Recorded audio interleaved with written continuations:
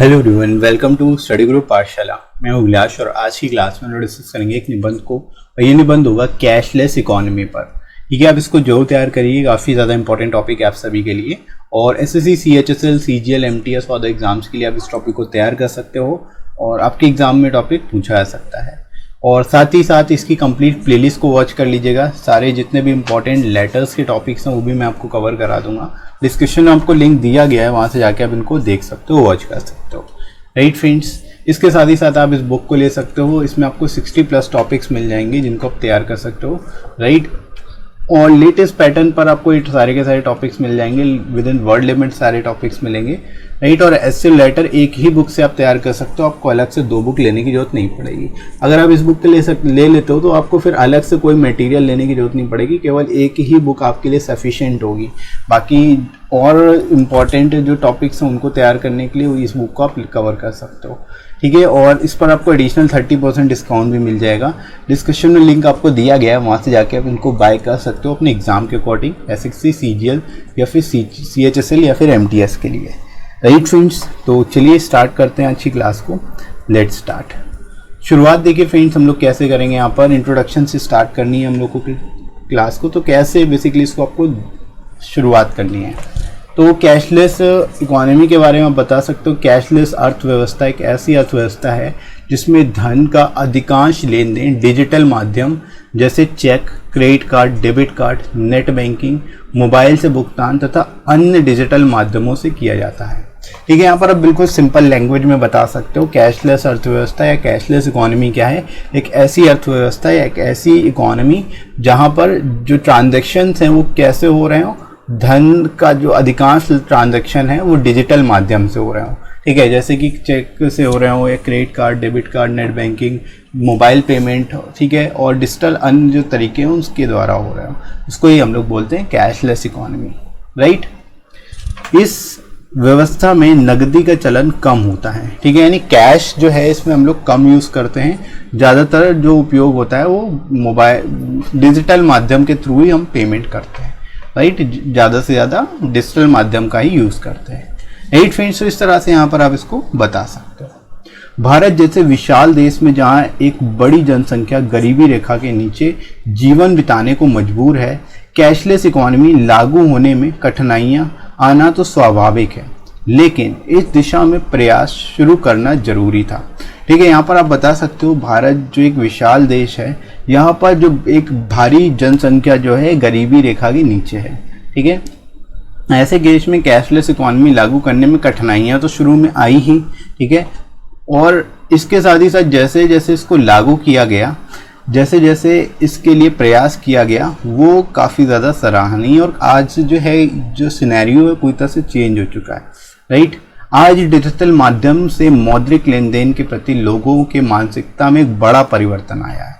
ठीक है, यानी कि अभी आज जो है ज़्यादातर लोग जो ट्रांजैक्शंस हैं वो ऑनलाइन ही कर रहे हैं, ऑनलाइन ही जो पेमेंट्स हैं उसका भुगतान किया जा रहा है।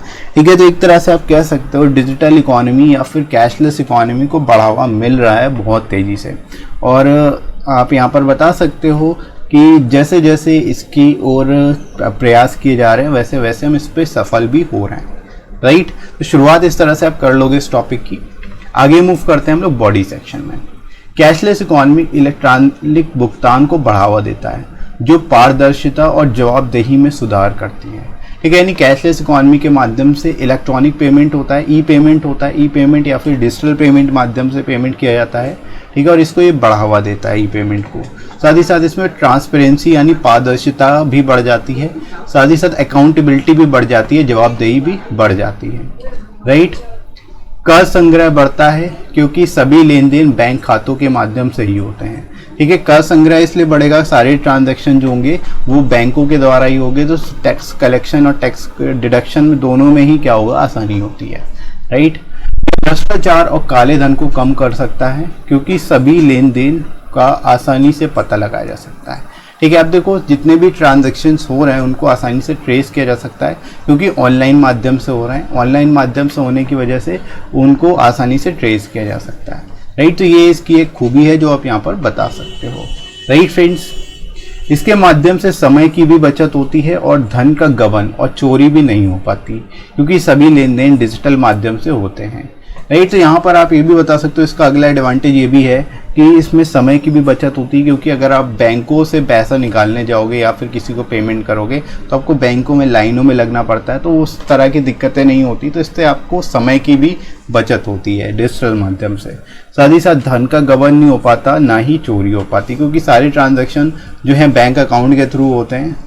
राइट, तो यहाँ पर आप बता सकते हो इस तरह से काफ़ी हद तक जितने भी बेसिकली यहाँ पर बिजनेसमैन्स हैं या फिर बिजनेसेस हैं उनके लिए काफ़ी अच्छा है ये।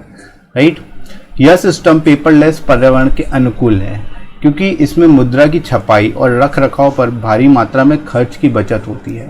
ठीक है, नॉर्मली क्या होगा, अगर आप मुद्रा यानी करेंसी को प्रिंटिंग करोगे और रख रखाव यानी उसको मेंटेन करोगे तो उसमें भी काफ़ी खर्चा आता है। तो ऑनलाइन पेमेंट होने की वजह से, ऑनलाइन ट्रांजैक्शन होने की वजह से ज़्यादा नोट नहीं छापने पड़ते, तो जिससे क्या है कि छपाई और जो मेंटेनेंस है दोनों में किसी तरह का कोई खर्चा नहीं होता। ठीक है, जिससे कि काफ़ी हद तक पैसा भी बचता है। राइट, तो इस तरह से यहाँ पर आप इसको बता सकते हो, एक्सप्लेन कर सकते हो। राइट फ्रेंड्स, तो आई होप यहाँ तक आप लोग अच्छे से समझ गए होंगे इस टॉपिक को कैसे एक्सप्लेन करना है। आगे हम लोग मूव करते हैं बॉडी सेक्शन में ही। लेकिन यह देखा गया है कि छोटे व्यवसाय अभी भी नकदी का उपयोग करते हैं, क्योंकि वे डिजिटल इंफ्रास्ट्रक्चर को लागू नहीं कर सकते। ठीक है, यानी कि जो छोटे व्यापारी हैं, छोटे दुकानदार हैं, छोटे जो ठेले वाले हैं, इस तरह के जो लोग हैं, ऐसे जो छोटे छोटे व्यवसाय चला रहे हैं, ऐसे लोग जो है नकदी का ही प्रयोग करते हैं, कैश का ही प्रयोग करते हैं, क्योंकि उनके पास डिजिटल इंफ्रास्ट्रक्चर नहीं है। ठीक है, वो ये लागू नहीं कर सकते। क्लियर, तो एक यहाँ पर एक डिसएडवांटेज है जो आप यहाँ पर बता सकते हो। साथ ही साथ हैकर्स और साइबर क्राइम कैशलेस इकोनॉमी के लिए बहुत बड़ा खतरा है। ठीक है, यहाँ पर आप बता सकते हो हैकर्स और साइबर क्राइम रिलेटेड जो थेफ्ट है वो काफ़ी बड़ा खतरा है कैशलेस इकोनॉमी के लिए, क्योंकि अकाउंट से पैसे सेकंड्स में गायब हो सकते हैं हैकर्स के द्वारा। राइट, हमारे राष्ट्र में ग्रामीण क्षेत्रों में इंटरनेट कनेक्टिविटी का अभाव है, जिससे हर क्षेत्र में कैशलेस अर्थव्यवस्था की अवधारणा को शुरू करना मुश्किल हो जाता है। अब देखो, जो ग्रामीण क्षेत्र है वहाँ इंटरनेट कनेक्शन का अभाव है, इंटरनेट कनेक्शन पूरी तरह से नहीं हो पाया है सब जगह पर, तो इस वजह से कैशलेस अर्थव्यवस्था को लागू करना स्पेशली जो रूरल एरियाज़ हैं, जो ग्रामीण क्षेत्र है वहाँ पर काफ़ी ज़्यादा मुश्किल हो जाता है। तो ये भी आप यहाँ पर ड्रॉबैक बता सकते हो, ये भी एक कठिनाई है इसको लागू करने की। राइट, भारत में देश के सभी हिस्सों में व्यापक इंटरनेट कनेक्शन का अभाव है, जो कैशलेस अर्थव्यवस्था को लागू करने में बहुत बड़ी बाधा है। राइट, तो स्पेशली यहाँ पर आप बेसिकली बता सकते हो इंटरनेट कनेक्शन के अभाव के कारण जो है कैशलेस अर्थव्यवस्था को लागू करना एक बड़ी बाधा बन सकती है। ठीक है, और इसके लिए प्रयास भी किए जा रहे हैं, इंटरनेट कनेक्शन जो है चालू किए जा रहे हैं हर जगह पर। राइट, तो ज़्यादा से ज़्यादा कोशिश की जा रही है सरकार द्वारा। तो यहाँ पर फ्रेंड्स आप इस तरह से लिख सकते हो, इसके बारे में यहाँ पर बता सकते हो। राइट फ्रेंड्स, तो आई होप यहाँ तक आप लोग समझ गए होंगे अच्छे से इस टॉपिक को कैसे एक्सप्लेन करना है। आगे बढ़ते हैं हम लोग कंक्लूजन की ओर। कंक्लूजन में देख लेते हैं, कैशलेस अर्थव्यवस्था की अपनी खूबियाँ और अवगुण हैं। ठीक है, देखो हर कोई भी सिस्टम होता है तो उसके कुछ खूबियाँ होती हैं और कुछ अवगुण होते हैं, वैसे ही कैशलेस के भी हैं और दोनों ही हम लोगों ने देख ली। राष्ट्र से काले धन को समाप्त करने के लिए कैशलेस अर्थव्यवस्था की अवधारणा बहुत उपयोगी है। ठीक है, यहाँ पर आप बता सकते हो देश से काले धन को ख़त्म करने के लिए एक तरह से कैशलेस इकोनॉमी जो है वो काफ़ी ज़्यादा यूज़फुल है, काफ़ी ज़्यादा फ्रूटफुल है। राइट, पर्याप्त बुनियादी ढांचे और साक्षरता की कमी कैशलेस अर्थव्यवस्था की राह में प्रमुख बाधाओं में से एक है। ठीक है, तो यहाँ पर सरकार को बेसिकली ध्यान देना चाहिए जो बुनियादी ढांचा है यानी इंफ्रास्ट्रक्चर है और साक्षरता लिटरेसी पर भी काफ़ी ज़्यादा फोकस करने की ज़रूरत है, क्योंकि लोग जब पढ़े लिखे ही नहीं होंगे, इलिटरेट होंगे या फिर पढ़े लिखे नहीं होंगे तो उसकी वजह से वो डिजिटल माध्यम का प्रयोग नहीं कर पाएंगे। राइट, तो इस पर जो है ये मुख्य बाधाओं में से एक है कैशलेस इकोनॉमी की, तो इनको आप बता सकते हो यहाँ पर। राइट फ्रेंड्स, तो इस तरह से इसको आप एक्सप्लेन कर लोगे बहुत ही सिंपल तरीके से। इसके बाद आगे मूव करते हैं, कैशलेस इकोनॉमी की अवधारणा डिजिटल इंडिया कार्यक्रम का एक हिस्सा है। ठीक है, आप यही बता सकते हो कैशलेस इकोनॉमी जो है इसका जो कॉन्सेप्ट है ये डिजिटल इंडिया का ही एक हिस्सा, एक पार्ट है। ये इसकी दृष्टि भारत को एक ऐसे समाज में बदलने पर केंद्रित है जो डिजिटल रूप से सक्षम हो और जहां बिना नगद लेन देन के सभी तरह के भुगतानों को आसानी से किया जा सके। ठीक है, तो यहाँ पर आप बता सकते हो कैशलेस इकोनॉमी की जो अवधारणा है वो डिजिटल इंडिया प्रोग्राम से प्रेरित है। ठीक है, और इसके द्वारा जो है भारत को एक ऐसा समाज में बदलने की पर केंद्रित है जो कि सारे के सारे ट्रांजैक्शन डिजिटल माध्यम से हो। डिजिटल रूप से सक्षम बनाने के लिए ही इस प्रोग्राम को लॉन्च किया गया। ठीक है, ये बेसिकली जो कैशलेस इकोनॉमी है इसको शुरू किया गया। राइट, तो आई होप आप सभी को समझ आ गया होगा इस टॉपिक को कैसे एक्सप्लेन करना है। इसको बहुत ही सिंपल वे में लिख सकते हो, आसान तरीके से एक्सप्लेन कर सकते हो इस टॉपिक को। राइट, तो इस तरह से आप इसको अच्छे से तैयार करिए।